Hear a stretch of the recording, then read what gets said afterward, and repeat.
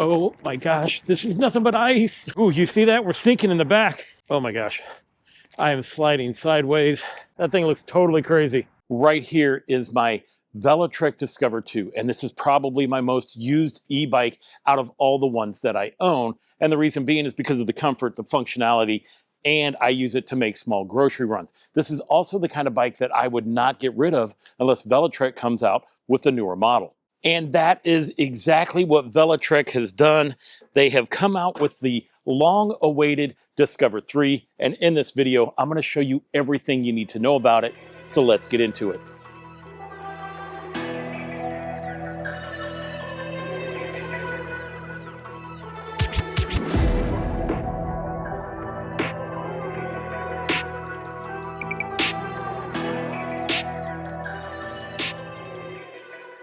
When you get your Velotric Discover 3, it's going to come to you as a Class 2 e-bike, which means you can reach up to 20 miles an hour via your thumb throttle here on your left-hand side, your torque or cadence sensor down below, and your 5 levels of pedal assist. And with the touch of a button, you can move the bike between Class 1, Class 2, Class 3, and even Custom, taking you all the way up to 28 miles an hour. This bike weighs 61 pounds and has a maximum payload capacity of 440 pounds. And during the making of this video, you can purchase the Discover 3 for only $19.99, and it comes with a 2-year warranty. I also have a discount code that'll save you an additional $60. When it comes to the sizes, there are 2. You have a regular and a large, which will accommodate riders from 5'2" to 6'7". The Discover 3 also comes in 5 different colors. You have the Lehman's Blue right here, Emerald Green, Cherry Crimson, Stone Gray, and Mint. Velotric claims that you can get up to 60 miles using throttle only or 80 miles using pedal assist. The Discover 3 comes with a new 48-volt, 750-watt rear hub motor. It has internal rotors in it, which provides lower noise. It also has a peak power of 1,100 watts and 75 newton meters of torque. It has an 8-speed drivetrain, an upgraded Acera derailleur, a 46-tooth chainring, and an 8-speed trigger shifter. For stopping power, you have the Tektro 2-piston hydraulic brakes and 180mm rotors. The front forks are by Velotric. They're called the Glide. They are air forks. They have 80mm of travel. Right here is where you insert the air. And on this side, you can adjust the compression. To make adjustments to this air shock, you will need a shock pump. Do not try to do it with a normal tire pump. You'll blow it up. So get one of these, look at the chart, take your weight, and it'll tell you how many PSI you need to put inside this fork. The front wheel uses a through axle, and it has a Novatec hub. Your tires are 27.5 inches by 2.4. They're by Kenda. They have this all-terrain pattern on them, and they are puncture resistant. When it comes to the battery, it is hidden in this down tube right here. It is a 48-volt, 15.2 amp hours with 730 watt-hours of power. It will come with a 3-amp charger, which means it's only going to take about 3 hours to charge this bike up from 0 to 100. You can charge it with this charging port over here on this side, or you can remove it and charge it someplace else. When it comes to the battery, it is super easy to remove. You're going to get 2 keys. You're just going to put one in here, turn it forward just a little bit. This comes loose, and now your battery can come out. It has a carrying handle right here and a charge indicator down here at the bottom. So that way you know to put it back in. We're just going to put it in here, let it click, pull your key out, and you're good to go. Now you're probably wondering, well, what if I have a Discover 2? Will the battery fit inside the Discover 3? And the answer is yes. Yes, it will. Your Discover 3 battery will also work in your Discover 2. The Discover 3 has a UL certification of 2271 and a UL certification of 2849. The battery is IPX7 rated, which means it is waterproof and can be submerged into 3 meters of water for up to 30 minutes. And the bike is IPX6 rated, which means it is protected against high pressure water streams from any angle. Additional features include metal fenders, plastic pedals, a single-sided chainring guard with a narrow, wide chain setup, a quick-release seat clamp, and an RTQ suspension seat post, a Velotric Comfort Max seat. I feel like these guys have some of the best seats in the business. A rear rack that can hold 66 pounds, and it has a MIC HD setup. Mounting points for a water bottle or foldy lock, mounts for a front basket, and an adjustable stem. For years, Apple Find My has been the only available tracking system for the Discover. But now with the Discover 3, you can now connect it with your Android Find My hub. Let's talk about size and fit. Now, when it comes to the overall length of the bike, it is going to be 72 inches in length. And when you take a look at how much it is for the step over clearance, it's only 16 inches. It's part of the Comfort Max system, which makes it super low to make it easy to get on and off. Now, this is a size large, and it has a suspension seat post. So the lowest I can take it down is to here. Now, you can make some adjustments in the handlebar sections by moving them up and down and adjusting all of that. If you want the seat to go lower, you can either get a size regular or you can get this without the suspension seat post. But right there, that's what it looks like. Now, if we set this up for the tallest rider, which is right there, that's what that would look like. Look, the heights are going to change depending on if you go with the suspension seat post or not. For me, I think I like it right around here. I am 225 pounds, 5'9", 32-inch inseam, and this is what I should look like riding this bike today. Let's go over the differences between the Discover 3 and the Discover 2. The Discover 2 has 5 levels of pedal assist and 3 different boost modes, giving you 15 different levels of pedal assist. The Discover 3 makes things a little bit easier for you by removing the different boost levels and just having the 5 levels of pedal assist. The Discover 2 weighs 63 pounds, while the Discover 3 is 61 pounds. The motors on the two bikes are the same, but they did make these internal rotors, which should make the motor quieter. The Discover 2 comes with an Altus derailleur, and the Discover 3 has the upgraded Acera. The battery on the Discover 2 is 14.7 amp hours with 705.6 watt hours, and the Discover 3 has 15.2 amp hours with 730 watt hours. The tires on the Discover 2 are more for the street, while the tires on the Discover 3 are multi-terrain. The Discover 2 is rated for 75 miles on a single battery charge, and the slightly bigger battery in the Discover 3 can get you 80 miles. The Discover 2 has Apple Find My, and the Discover 3 not only has Apple Find My, but it has Android Find Hub. The headlight on the Discover 2 was nice and round with a single bulb. The Discover 3 now has an elongated headlight and 500 looms. The Discover 3 also now has the ability to bounce between Class 1, Class 2, and Class 3, all while riding with a single button push. And it comes with 2 NFC cards, which will come important just in case you have it locked up. Somebody steals your bike, you would need this card to turn it on. Let's go ahead, hop inside so I can take these gloves off and show you how to operate this bike. Cockpit Operations. On the left-hand side, you have a single locking grip with a palm rest and some medium firm rubber. Your front brake lever is right here. This is your throttle, and this is your control pad.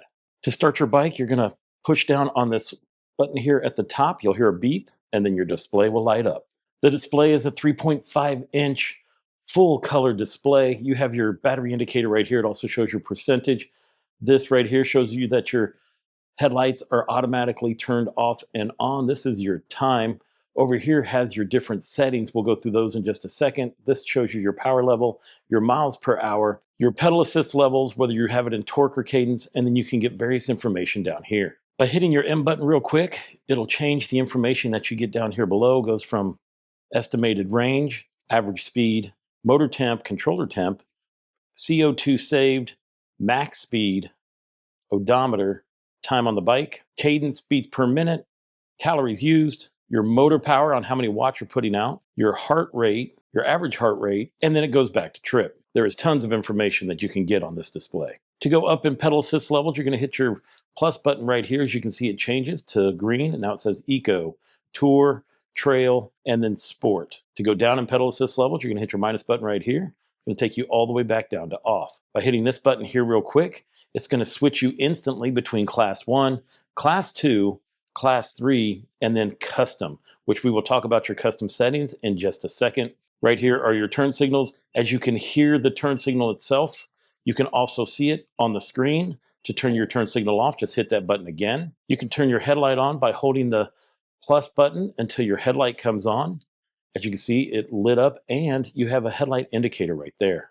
To turn that off, just hold the plus button again until your headlight shuts off. On your right-hand side, you have your rear brake lever right here. This is your shifter. Use your thumb here to go down in gear and then use your index finger to go up in gear. And then it also comes with a bell.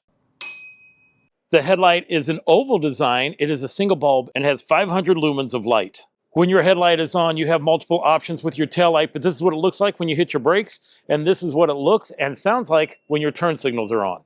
At nighttime, when your headlight is on, you can see that there is a nice, very bright stream of light that will definitely 100% get you down the road on the darkest of streets, no problem. Let's hop into advanced settings. Now to activate that, we're just going to hold our M button down until it takes us into our display. Right here is our speed limit. Now to go into that, you're just going to hit your M button real quick, and it gives us our options here with Class 1, Class 2, or Class 3, where you can set them individually. And then you have your own custom, and this is where you can adjust your pedal assist level and your throttle level. Hit the M button real quick to save it. Hit your bottom button here to go back, and we can check out your heart rate. Now for this, you would need some sort of device that will hook, so it could probably hook to your Apple iPhone or some other Garmin device. Experience. From here, you can change the experience. It looks like it's set for balanced, but you can set it for smooth, balanced, or turbo. We're going to put it back into the balance mode, and then if you go down here, you have your throttle, and you can make that as easy as slow for the takeoff, normal, or quick, set it back to normal. Sensor swap. This is where you bounce between torque and cadence mode. This is just one way to do it. I'm going to show you another way to do it while riding when we do the road test. Clear trip data? Yes, we want to do that. Go ahead and hit the M button to clear it, and there we go. Now our trip meter has been reset and all of our stats. NFC card. Your bike is going to come with 2 NFC cards, and if you don't know how to use those, this is what we can use to turn the bike on and unlock it, but you have to set it up. So you would go in here into NFC card, and we can turn it off or on. I went ahead and I binded this card to this bike, and you can bind up to 3 cards, but you only receive 2. Let me show you what it looks like when you connect your NFC card to your display. If somebody was to come up to your bike, turn it on, it's going to give you this indicator right here stating that you must use your NFC card to turn it on. You're just going to put your card up to it, and it unlocks the bike. Screen brightness. I like to have it on auto. This way, whenever you turn the headlight on, it doesn't get too dim. So we're just going to leave it that way. Or you can set it into these 5 different levels. We're just going to keep ours on auto. Ride tuning. This is a new feature. And from here, you can adjust your torque, your assistance, your assisted start, so we can make it more aggressive or less aggressive in eco, or tour, or trail, or sport, and boost. Let's go ahead and we're going to change that 100% assistance, and we're going to make it the most aggressive, which is number 5. Lock that in by hitting your M button. We are saved. Rear light mode, you have 3 different lighting. 1, you can have it where it's just steady, and then whenever you hit the brakes, it brightens up. Number 2, your rear tail light will flash, and then whenever you hit the brakes, it will go solid. Or number 3, the tail light is solid, and then whenever you hit the brakes, it brightens and it flashes. Auto headlight, this is where you turn your headlight on or off. It'll come on automatically depending on the lighting outside. Auto power off, this is how you can set the bike to automatically turn off if you are not using it. Throttle limited. This means that your throttle is limited to whatever pedal assist level that you're in, and you can set it for torque and cadence. Let's go ahead and turn that off for cadence mode so I can show you how that works during the ride. Time setting, you can reset your time of day. Cruise control, let's go ahead and turn that on so I can show you how that works later. Turn signal click. This is that audible noise that you hear whenever you use the turn signal. I love this feature. I'm going to leave that on. Connect to app. You use this right here to connect to the Velotric app. This is the Find My section. This is where you can connect it to either your Android phone or your iPhone. This is your sensor calibration. So if the bike starts feeling weird, you can go in there and try to reset it. And then right here, we have our version info. Hit your back button, and it takes you right back to the main display. We are out here on the 606 Trail in Chicago. The high is 30 degrees. So we are doing a below freezing review. And this happens to be the warmest day of the week. Now, I am riding this bike in 0 pedal assist, which means I'm getting no assist to the bike. Throttle doesn't work, pedal assist doesn't work, and we're cruising at 10 miles an hour in gear 3. It's super easy to ride. I also have My tire is about 5 psi short of what the max psi is. But if you had to ride this bike without zero pedal assist, you absolutely could. Let's check out the throttle. And what I've done is I have it in torque mode, but I have it to where the throttle follows the pedal assist level. So it's only going to go up to a certain speed depending on the pedal assist levels that you're on. I have it set up separate for cadence, and we'll try that out later. But let's see what our throttle brings us when we take off. And we can control how aggressive the takeoff is. There's so much customization that you can do with this bike. It's crazy.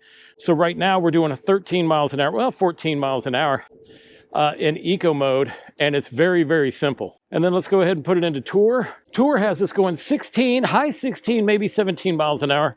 Let's go for trail. Trail has us at a nice 21 miles an hour. Let's go for sport. 23 miles an hour in sport. Let's go for boost. And we're doing 28.5 miles in boost. Let's talk about the torque sensor on a bike. Unlike a cadence sensor, you know, we're cruising right now in eco mode. We're doing 12 miles an hour.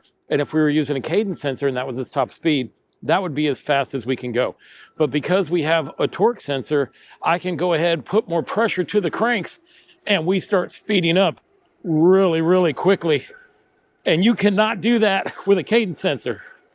Whew, nice. Let's take a look at the GPS. Now, when I take a look at both, they both show that we're doing 16 miles an hour, although it's at the upper end of it's 16.9 on the display. See, it just moved into 17 miles an hour, and then the GPS follows along. So I would say that the speeds that we're going to be doing are very accurate. Also, we're using cruise control. So let's talk about that. Get up to a speed that you want. You're going to hold the bottom button, which is the back button, and you're going to hold it, which is at the very bottom of your control pad. Hold that speed. You'll see an indicator pop up that shows you that your cruise control is engaged, and it is. I'm not pedaling. I'm not using the throttle, which is on this hand, and we're just going to cruise along until I do something to change it, like hit the brakes. Let's talk about the Class 1, Class 2, and Class 3 options here. By hitting the very bottom button here, you can switch between the modes, which comes in handy. Let's say you're coming up to a state park. They only allow Class 1 bikes. You hit the button, it goes into Class 1 mode. Throttle's not working. I have it in Class 1. Throttle's not working, and we can only go up to 20 miles an hour. This fits the requirements for that state park. Plus, they can see on the display that the bike is Class 1. Hit it again, and it puts you into Class 2, which means you have 20 miles an hour via the throttle and 20 miles an hour by pedaling. Put it into Class 3, and it turns off the throttle. You have pedal assist all the way up to 28 miles an hour, but the throttle does not work. I can see where this would come in handy for those, like, let's say there's some kind of regulations. They're checking e-bike classifications and speeds. You can very quickly switch it into the mode for your local area and not get in trouble. But then if you're in Class 3 and you hit the button one more time, if you set it up, you can set up custom. And right now I have it to where my throttle and my pedal assist levels go to 28 miles an hour. Now guys, at this point, you should only do this on a private road. Let's talk about the sensor swap technology to where you can switch between torque and cadence while riding. Right now we have it into torque. It shows up on the display as torque, but if I hold down the M button while I am riding, it's going to switch into cadence mode and you immediately feel it. So now it's going to go up to the speed that it's going to go at tour, which is what the pedal assist level that we are in. Now that we're in cadence mode, let's see how fast each one of these speeds are. In cadence mode, it's only going to go to a certain speed depending on the level that you're in. Right now, we're in eco. And you can set this up to where your throttle also only goes to whatever speed that your cadence sensor will go, or you can unlock it and it'll go full speed. Same thing with torque. I showed you that in Cockpit Operations. But right now, if we're cruising down the road in eco, in cadence, we're doing 14 miles an hour. Let's try tour. And it looks like we're doing 17 miles an hour, so it's basically around the same speeds that you were getting by just riding in torque mode. Let's go ahead and go for trail. Comfortably riding at 21 miles an hour. Let's go for sport. 24 miles an hour in sport. One more to try, and that's boost. 28 miles in boost. And with this gearing, we can easily maintain this speed. And we are not ghost pedaling at all. Guys, that's really nice. It is time to do the brake test. We're going to do it in two different speeds. One at Class 2 at 20 miles an hour, and then the other one at 28. Oh, look at that. 21 feet at 21 miles an hour. Wasn't too sure how this bike was going to stop with this tread pattern, but it seems to be doing really well. Let's go ahead and give it a shot at 28 miles an hour. All right, let's go. 28 miles an hour. Oh, ah. Yeah, that felt good. I'm always a fan of the brakes that come on these Velotric bikes, but we've gone farther than our 25-foot tape, so let's see how far we've gone. 20 plus 25 equals 45 feet at 28 miles an hour. Now, I do believe that the bike would stop quicker because I'm dealing with kind of wet terrain right here, and there is rock salt on the road. So, not the safest way to do a brake test, but the conditions aren't always the best. So, I felt very comfortable with how this bike stopped. I didn't think they would stop as well as it did with that tread pattern, but it does. So let's continue on and see what else this bike can do. We are dropping battery pretty quick. Of course, that's going to happen in these kind of temps, especially when you are pushing it like I am. We are down to 80% battery power, and we still have a lot of testing to go. Since I want to get more mileage out of this bike, I went ahead and took it out of cadence, put it back into torque. Guys, I want to talk about this Comfort Max system that Velotric has. And that's where they integrate the easy step over height by having it very low. This super nice padded seat, the suspension seat post, your grips, and these handlebars sway back to make it to where you can have a nice upright riding position. Because of that, that makes Velotric bikes like some of the best fitting and riding ones out there in the market today. With my Discover 2, to make it more comfortable, I added the suspension seat post, but now you can buy it direct and it will come installed on your bike. Did you know that you can adjust a suspension seat post? You can have a stiffer ride or a looser ride, and you do that all by just either tightening or loosening this right here. I have mine as loose as it can go because I like a little bit of more, like springy, as opposed to being it more stiff. Matter of fact, let's put this thing off-road and see how this suspension works. All right, let's go. We're pushing it. Let's do our off-roading. Now we are here cutting across the public park. And you guys can see how the front suspension is working and how the suspension seat post is working. There we go. Just moving right through. These tires actually help going off-road like this and taking us through this various, that was the hardest part, and taking us through this various terrain. I noticed my front fork wasn't moving. And I have the compression all the way down on it. See if there's any other adjustments I can make. There might just be too much air in this front fork. I have used their air forks before and not have any issue. I did not make any of the adjustments on it that I should have before taking off on this review. But right now, we're not getting any action from the front fork. All right, actually, it is moving. I just have too much air in it. So I need to drop some air out to make this for my body weight. So just keep that in mind. Whenever you get this bike, you're going to want to make sure that, it's got as much pressure as it needs in the front fork to handle a 440-pound rider. At 225, I need to take some air out of that. I should have done it, but there's nothing wrong with the fork. It just has too much air. Welcome to the Hill of Pain. This hill goes from a 0% grade all the way up to 20 degrees, and we're going to try it with boost mode, throttle first. Let's see if this bike can make it up this hill by just doing this alone. And then after this, we're going to try it and see if it'll make it up using pedal assist. Oh my gosh, we're kind of having an issue here. Oh, I think we're going to make it. We're doing 5 miles an hour. Didn't think we were going to make it up the hill at first, but we are doing just fine. Yeah, actually, that was a little hiccup that it had, but we made it up the hill, no problem. Now we're going to try it into eco mode. I have it into gear 3. We'll see how that feels. Yeah, it does not feel bad at all. Ooh, although to make it up this hill, we got to put it into a lower gear. I had to drop it all the way down into 1, and we are able to make it. You're going to put a lot of legwork into this, but you can do it. It's going to make you put some effort into it. Now we have it into Tour, taken off in gear 1. Yeah, I can already put it up into another gear. Oh, maybe I spoke too soon. We put it back down into gear 1. It's giving us obviously a little bit more assist, but you're still going to have to put a lot of legwork into it. Now we are in trail. It's only going to get easier from here. Yeah, that feels a lot more like it. Still, you're going to put in some effort, but I'm not doing much right now. And remember, I have this in torque mode. Pretty easy. All right, let's put it into sport. Here we go. Oh yeah, now it's easy. Now I can go up in gear. I've gone to gear 2. And yeah, we're moving. 10 miles an hour, heading up. Come on. Yeah, 10 miles an hour in sport, which means we should be flying in boost. Now we are in boost. Let's go. Taking off in gear 2. Oh yeah.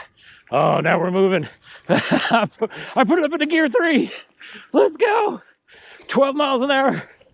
13. Oh, 13 miles an hour to make it to the top. Nice.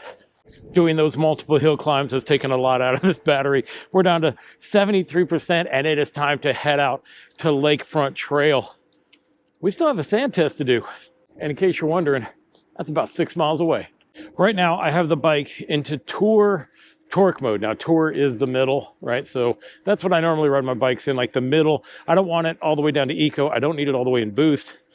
This, to me, is about the average that I ride this bike. And because of the cold weather, doing a distance test isn't going to make any sense because it's going to drop a lot when you're riding in, well, temps under freezing, and that's what we're riding in right now. So with it being 30 degrees, the wind chill, they say it's like 14. So you're obviously not going to get the same distance as you would if you were riding on a day when the weather was 70 degrees. Now, what I can do is I can take a look down here in the display, and it'll show me an estimated range in each one of these pedal assist levels. We're in eco right now. It says we can go 67 miles. If I put it into Tour, it says 52, Trail 42, Sport 33, and Boost 29. Now, I am guessing that it is not taking into the fact that we are riding in super cold weather and our battery is going to drain a lot quicker. But really, that's what people are looking for when you're going out for a ride. I mean, every time I do a distance test and I'm either, calculating the voltage that's on the bike or the percentage of the battery, it's trying to figure out how far a bike can go. This takes the guesswork right out of it. So you can just take a look and look down and see how far you can go. And that number is going to change and adjust as you are riding. So it's going to go off of your riding style and habits. The gearing on this bike is excellent. They took the Discover 2 and just made it even better. Now, if you missed it in Cockpit Operations, there is a ride tune where you can go into each one of these settings and you can adjust how much torque, a percentage of torque that's going to each level, and how aggressive the start strength is on it. And I believe how quick it kicks in. So you can just totally customize tons of stuff on this bike. I mean, I'm super impressed on how they just make it to where you can just dial this bike in to exactly how you want to have it. Here's what I love about the turn signals on the Discover. They make that beeping noise. So even though I have earmuffs on, I can hear it. And I think an audible indicator is, better than a visual one. And this gives you both. Figured I'd pull over real quick. I have a hole in this glove and my hands are getting cold, but I brought my heated gloves with me. And this will keep my hands nice and toasty. When I first saw the tires on this, I was like, why would they switch those out from the original? But I do feel more secure when it comes to the snow or the rough terrain, or riding in this salt right here, it all feels a little bit better. I understand why they made the switch. I get it. The other tires on the Discover 2 are good, but these might just be a little bit better. Like, I feel a little more secure when riding through this kind of stuff on the bike. Let's check out the walk feature on this bike. Now, we do have it into Tour. I'm just going to hold down the minus button, see if it kicks in. And it does. And it comes up with this whole screen that says walk mode. It gets real big. It just tells me to keep that minus button and hold down on it. And it looks like we're cruising at 1.6, 1.8, maybe 2 miles an hour. Yeah, I think it was supposed to go to like 2.4. Yeah, and it is. Yep, 2.4 was the top speed. Let's go ahead and take a look at how the headlight looks when you are coming up. And let's go ahead and show you the tail light as well. That's how bright it is. And then this is how bright our turn signals are. I think they're pretty bright. And let's go ahead and hit the brakes so you guys can see what that looks like as well. There we go. You can see my riding position right here. And you can see that I'm sitting straight up and down. And we could adjust it even more if we needed to, but we don't need to. I mean, I am totally comfortable. That's what I love about the Discovers. Man, all of them have been a total pleasure to ride. And if you want, you can ride it without hands as well. It is time for the sand test. Is the sand wet? Probably. Is it frozen? I don't think so. We're about to find out. I have it in the boost. We're going to use torque. We're going to pedal. We're going to use throttle. We're going to use whatever it takes. Let's see how this is going to make it through. Oh boy. Okay, so we are sinking in the sand. Although we are moving right through it. These tires are coming through, guys. I can tell you that for sure. We're going to make it. I mean, we got a long way to go. But it is moving right through. Yeah, we're starting to pick up speed even. Now look, I'm putting some effort into it. I have it into gear 2. Ooh, I just moved it into gear 1. Made it better. Ooh, you see that? We're sinking in the back. But we are powering through. I mean, I can feel it. And we are making it. And we are making it. Oh, nice. Woo! That took some effort. But we got it done. You can see how deep this sand is, and we made it through. Oh, can this bike make it through the beach? Oh, it can. You can also make it through it. This would not be a Chicago review without showing you the beautiful Chicago skyline, even on a dreary day. And if you've never seen my reviews, we are downtown Chicago. On your left is Lake Michigan and the concrete beach, and then right ahead of you is the Chicago skyline. Whenever you have this kind of weather, this area right here, because of the skyscrapers and stuff, the sun just doesn't hit it, and they often have to shut this part of the trail down. Now, it does look pretty icy right now, but I have some confidence in these tires. I feel really good about it, and it looks like apparently we've had a car in this area because it has nothing but car pieces going on. What in the world? Yeah, we're able to make it through. I mean, here's where it's good to have a torque sensor through stuff like this. You do not want to have a cadence sensor unless you're going to try to throttle through really slow. But with this, we're just pedaling ever so gently. Uh-oh. Ooh, started to slide a little bit. We are still on ice. Holy cow. Oh my gosh. Oh my gosh. Oh boy. Ooh, putting it down to a couple of gears, make it easier to pedal. Guys, all of this is ice. Oh, and there's no brake. It's just all ice all the way through. Oh boy. And I'm on an incline. Let's work our way down from the incline so that way if we're sliding, oh my gosh, I am sliding sideways. Let's just get flat ground. I feel much better about that. As I'm looking over, I see nothing but tracks where people just started sliding down. I can see where multiple people have fallen off their bike as well. I have no problem going through here slowly. At least we're able to make it through. Look at that. This is where people climb down into the water.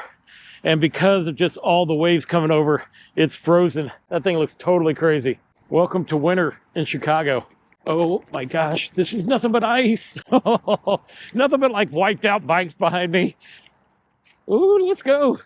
I can tell you right now, these tires are doing much better than the original ones on the Discover when it comes to this kind of, oh gosh, terrain. Oh boy. We are making it though. We are making it. Whoo! We made it.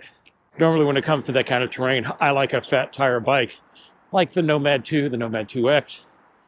But with these tires, it did just fine. Besides being able to make all of those changes on the display, well, you can also use the Velotric app. You had that QR code to where you can scan it. You got to log into the Velotric app first. And then when you do, it connects you to your bike. As you can see, it even matches up the color. Showing right now our battery is 50%. We've got 16 miles on the overall odometer. And in here, we can change our bike settings. We can change our riding modes.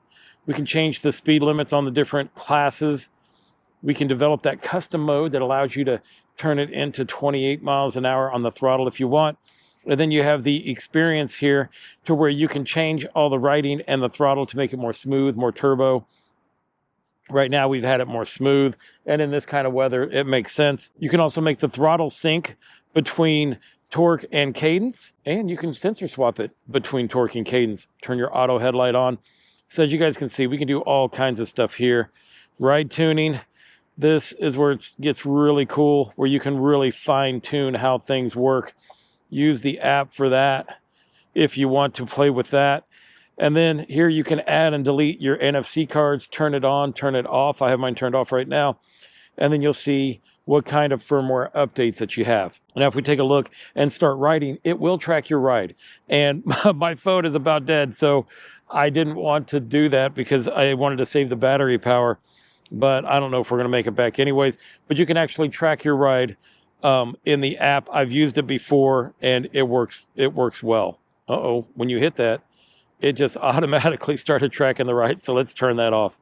Yep. So the Velotric app has really, really improved over the past 2 years, and you can do a lot of stuff with it. All right, guys, we are heading back home. But we're doing it by going through downtown. You know, let's hop in here. Well, let's play with some of these settings. All right, let's hop in here into experience. Let's go ahead and turn the throttle to turbo and the riding. All right, I can tell right now, you know, I had switched over into throttle and everything being more aggressive. So the throttle's aggressive. The pedal assist is more aggressive, and it is, guys. You can feel it immediately. Holy cow. This bike just came alive. I mean, I had it in that smooth setting, but for you guys that wants a little oomph, well, now this bike has it. Ooh, this might have to be my go-to right here. Although this is not really the type of weather to handle it with these kind of streets, but it feels good right now. Ooh, let's go throttle, see if we feel it kicking forward. Not as aggressive as the pedal assist, though. I mean, I feel it pushing harder, but not like the pedal assist does. I like this setup. Now I'm checking to see if I feel it in each of the different pedal assist levels on the aggressiveness, and I do. So it doesn't matter if you're in trail, you're going to feel it push harder. And let's see, tour.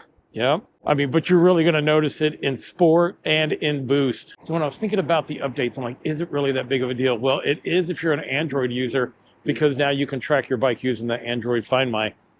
And then you have the different settings that you can do. You can control your throttle, make it more aggressive, less aggressive. The one button touch to switch between the different class 1, 2, 3, and then a custom version as well, where, I mean, you guys just have all the control that you need with this bike. You can control how it rides. You can control the suspension. You can control everything to make it just the best commuter e-bike out there. All right, let's go back to experience. And now I'm going to go from turbo to balance. And we're going to do the same thing for the throttle. You have slow. So we're going to put the throttle on slow and see what that feels like. And then that's the way we're testing everything out here. All right, we have the throttle going. And yes, it is extremely slow with the takeoff, which is good for those who are like an older rider that is maybe just beginning. just now learning, wanting to get comfortable with the bike. They don't normally go that fast. They're just more of just a cruiser type person. And then, yeah, and I can also feel it in the pedal assist as well. And I have this thing in sport. So you saw how that takeoff was in sport. It's nice and gentle, nice and slow. And that is another one of those settings. Oh, yeah. It takes off so gentle, so slow. Yeah, we're going to have to change that. Here being in Chicago, we definitely want to change that so that I'm not slowing other people down. So now we have it back into the riding experience is in turbo and the throttle is quick. Yeah, that's my happy place. We are back on the 606 trail. We're heading back towards the house. It's starting to get dark, which is fine, but it's been a good day. It's been a cold day, even though I've been very comfortable. My face is feeling it a little bit, and the battery has definitely felt it. Ooh. And of course, I'm heading into the wind with a nice strong breeze. This is where you definitely want to have pedal assist. Matter of fact, let's put it into sport. Batteries are dying on everything. The battery has died on my 360. I think I'm down to 5% on my cell phone. I just want to make it back because I've been recording the mileage on Strava. And the battery here on the Discover 3 has been draining awful fast as well. To give you guys an idea on how cold it is, the GPS that hooked to my 360, that battery died a while back. And then now my 360 has died. My cell phone is down to 5%, and the bike is at 17. I've made it back, and it is time for final thoughts. Now let's take a look at the display. The display shows that we're at 9% battery power, and we have gone 22.3 miles on this trip today. Now, if I hit the M button, it will tell us what our estimated range is here on Eco. We could go 9 miles more, Tour 6 miles, Trail 5 miles, Sport 4 miles, and Boost an additional 3. Our max speed on today's ride was 29.7 miles an hour. Now, when we take a look at the overall performance of the bike, well, it handled as well as I thought it would on the Hill of Pain. And I mean, it made it up in all of the levels to include throttle.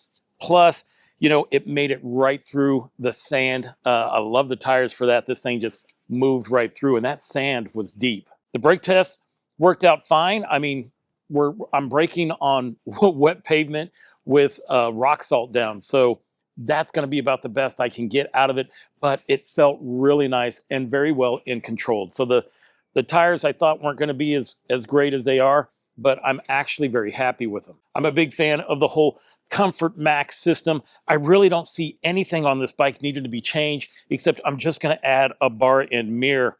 But I mean, guys, it's like buying a bike that just doesn't need anything. It's like already set up. I mean, there's a couple of things that maybe you want to do, like, you know, maybe add your lock here or a bottle thing or whatever, add a mirror, but really there's not much you can do or need to do with this bike. And if you're interested in a Discover 3, well, I'm going to leave a link down in the description below. It's going to take you exactly where you need to be. I also have a $60 discount code for you. And right here, you can even scan it with your phone if you're watching it on TV. Now, you're probably wondering, if you have a Discover 2, if you should upgrade to the Discover 3. Well, here's some things that you should think about. Number one, if you're an Android user, you can now connect it and track your bike. So before it was only for iPhone users, now you can do it with Android. So that might be a decision right there. Number two, if you're also looking at security, you now have an NFC card that you can program to the bike to where you would need that to turn it on to get any assist. The motor is a little bit quieter than the Discover 2, which is nice.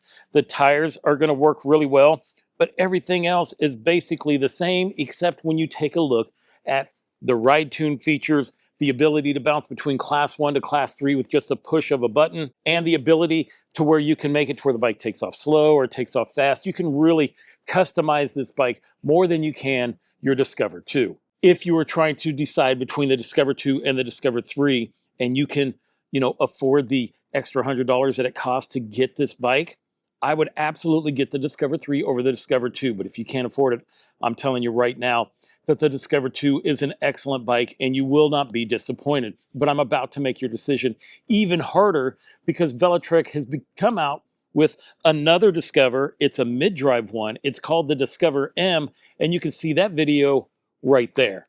So I want to thank you guys for watching, and until I see you again, enjoy the ride.